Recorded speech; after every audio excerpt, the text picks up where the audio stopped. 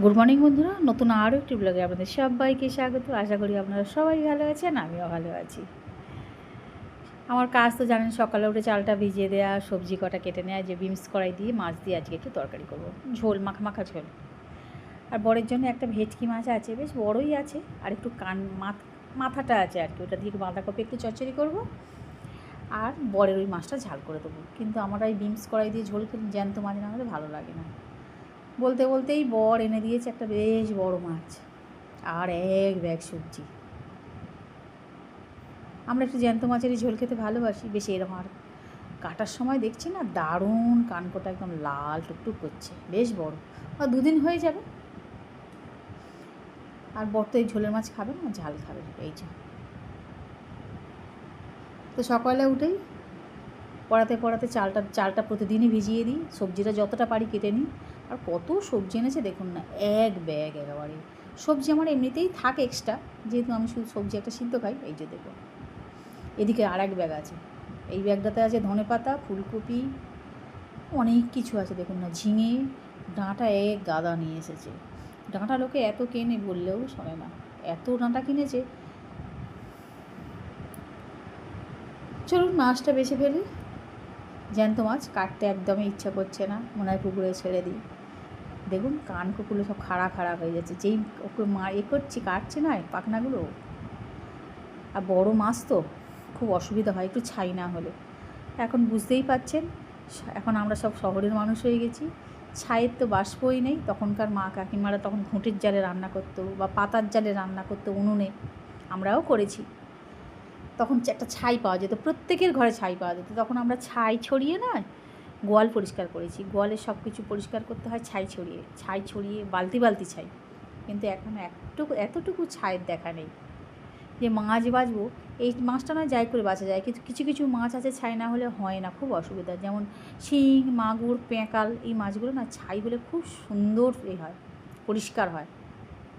বিশেষ করে যদি বাঁ হাতে একটুখানি ছাই মাখিয়ে নিয়ে যায় বাঁ হাতটাতে, তাহলে আরও বেশ সুবিধা, লেজটা তো ধরতে সুবিধা, স্লিপ খায় না। তো এখন তো আর ছাইয়ের বাষ্পই নেই কারো এই আশপাশে। আমি তো কখনো শুনিই নি যে কারোদের উনুন আছে। তখন প্রত্যেকের ঘরে উনুন ছিল, তখন তো গ্যাসই ছিল না, উনুনটাই ছিল। উনুনের জ্বালুন কিনে লোকে উনুনে রান্না করতো, কিন্তু তখন তো গ্যাসে আসল কথা, তখন তো গ্যাসের প্রচলন হয়নি। তবে ছাইয়েরও খুব দরকার হয়, সময় সুযোগ থাকলে আমিও উনুনে রান্না করব। উনুনে রান্না করতে বেশ বেশ ভালো লাগে। সব কিছু জোগাড় করে নিয়ে বসলে না খুব তাড়াতাড়ি হয়েও যায় সব রান্নাবান্না। তা আমি এই মাছটাকে, মুড়োটাকে একটু বড় করেই কেটে নিচ্ছি। মুড়োটাকে কানকোটা দেখুন না লাল টুকটুক করছে, দেখে আপনাদের বললাম না। তো ইচ্ছা আছে মুড়োটাকে বড় করে কাটবো, কেটে দুটো ভাগ করে, মানে দুচালা করে দেবো। না না না, ভাজতে খুব অসুবিধা হয়, গোটা মুড়ো রাখলে ভেতরে কাঁচা থাকে, বিশেষ করে যদি বড় মাছ হয়। তো সেই জন্য একটু বড় করেই রেখে দিয়েছি। ওটাকে দু টুকরো করবো, দুটো মেয়েকে দেবো আজকে।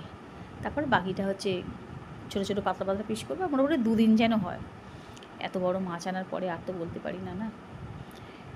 এই তো বিমস কড়াই, আলু, বেগুন, এর সঙ্গে একটু গাজর দিলে ভালো হতো, কিন্তু গাজরটা এত দেরি করে এনেছে, আর কুঁচোনারও টাইম নেই। মাছ বাছতে বসে গেছি, মাছ বেছে ধুয়ে এই যে বাঁধাকপির তরকারিও করে ফেলেছি। আমার বর এদিকে সবজিগুলো আস্তে আস্তে ফ্রিজে ঢুকিয়ে দিচ্ছে, অনেকক্ষণ থেকে পড়ে আছে। তানিশা তো এসে গেছে, আমাকে তার কিছুই করতে দেবে না। তানিশা এসে পড়া মানে আমার সব কাজ বন্ধ, রান্না বান্না সব যত বন্ধ হচ্ছে, গ্যাস বন্ধ করে দিয়ে বাড়ি ওর কাছে বসে থাকতে হবে। এই তো দেখুন,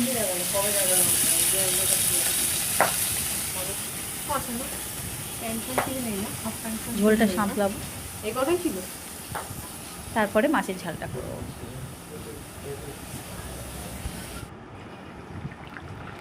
ঝোলটা সাঁতলে দেওয়া হয়ে গেছে।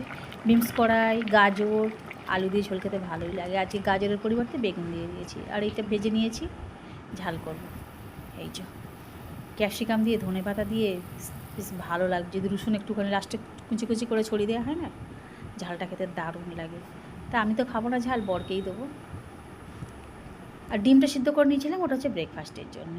আর এদিকে তানিশ এসে গেছে, কীরকম একবার মানে ঝড় হুলুস তুলুস যুদ্ধক্ষেত্র, মানে যুদ্ধ আরম্ভ করে যাব দেখুন না। মেয়েদের নাচের গাজরাগুলো পড়েছে, ওই জন্য সাজুগুজিও হয়ে গেছে। সাজিয়ে দিতে হবে, আমার মেয়েদেরকে সাজিয়ে দিতে হবে ওকে। তবে আমার মেয়েরা ওকে নিয়ে খুব খুশি, ওই যে সাজুগুজু করে দিচ্ছে, এটা সেটা করে দিচ্ছে নয়, কীরকম পড়েছে একবার দেখুন, এই দেখুন আইলাইনার করেছে, এই যে একদম করিয়ে দিতে হবে, শুনবেই না। তবে আমার মেয়েরা ওকে নিয়ে খুব হ্যাপি থাকে সারাক্ষণ, যতক্ষণ না আসে ততক্ষণ ওরা যেন একটা সেই মানে মন মরা হয়ে থাকে। ও এলে কিন্তু একদম আমাদের শরীরে ফুল এনার্জি এসে যায়, চার্জ হয়ে যায়। ও আমাদেরকে চার্জ দিতেই আসে, দারুণ হয়ে যায়। আমরা খুব ওকে ভালোবাসি যেমন, ও আমাদেরকে ভালোবাসে তেমন। ওকে নিয়ে আমরা সময় কাটাতে খুব ভালোবাসি।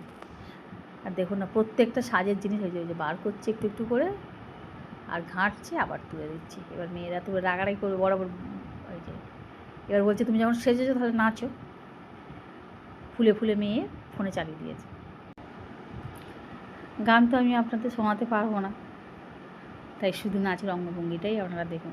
নাচও যদিও শেখেনি কখনো, ওই বলে বলে দেওয়া হচ্ছে। আর এখনকার মেয়েরা বুঝতেই পারছেন, ফোন দেখে টিভিতে দেখে এই যতটুকু হয়, তবে একদম নেহাত খারাপ নাচছে না, হয়তো ধরি দিলে শিখিয়ে দিলে পারবে।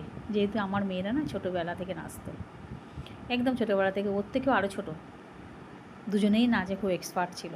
কত প্রতিযোগিতায় যেত, কম্পিটিশানে যেত, কতবার কত পরীক্ষা, নাচের পরীক্ষা কত দূর পর্যন্ত গিয়েছিল, ভারতনাট্যম পরীক্ষা, যার জন্য কত ভারতনাট্যমের ড্রেস, ভারতনাট্যমের গয়না সব আলমারিতে তোলা আছে। একটা বয়সের পর সব যে কোথায় চলে যায়।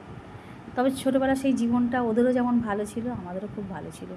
নিয়ে কত জায়গায় প্রোগ্রাম করাতে যেতাম। এখন যেন পুরো ঘরবন্দি, মেয়েরা যেন মানে কী বলবো, একটা কলেজ লাইফের মধ্যে গিয়ে যেন একটা ছন্নছাড়া জীবন। ছোটোবেলায় ছিল ওরা অবুঝ ছিল, না বুঝতো না কিছু, ওই জীবনটাই ভালো ছিল। ওটা পরে ওরা বুঝবে, এখন তো বুঝতে পারবে না। আর দেখুন না, খুব খুশি, খুব খুশি। ব্যাস, এই যেখানে বইপত্রে নাচা হয়ে গেছে, পড়াও হয়ে গেছে, আর বইপত্র দেখে দিয়েছি, ওর বাবা আসবে, এসে নিয়ে চলে যাবে। তারই ফাঁকে পড়াতে একটু আধটু যতটুকু পারি এগুলো গুছিয়েছি, আর তো সময় নেই। আর আজকে একটু হেনা করেছিলাম।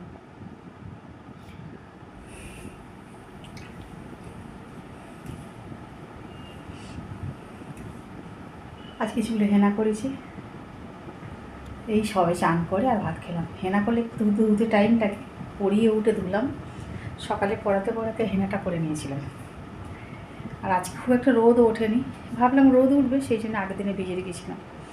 আর কতদিন আর ভেজানো থাকবে, নষ্ট হয়ে যায়, ভেঙে পড়ে যায়। তো সেই জন্য আজকেই করে ফেললাম। যা পারে হোকে, বৃষ্টি হয় হোক আর যাই পারে হোকে, 2 ঘন্টা রেখে আর ধুয়ে ফেলবো, সেই হিসাবে আমি হেনাটা করলাম। তবে রোদ কিন্তু ওঠেনি, তাই হেনা তানিশা চলে যেতে তারপরে স্নান করলাম।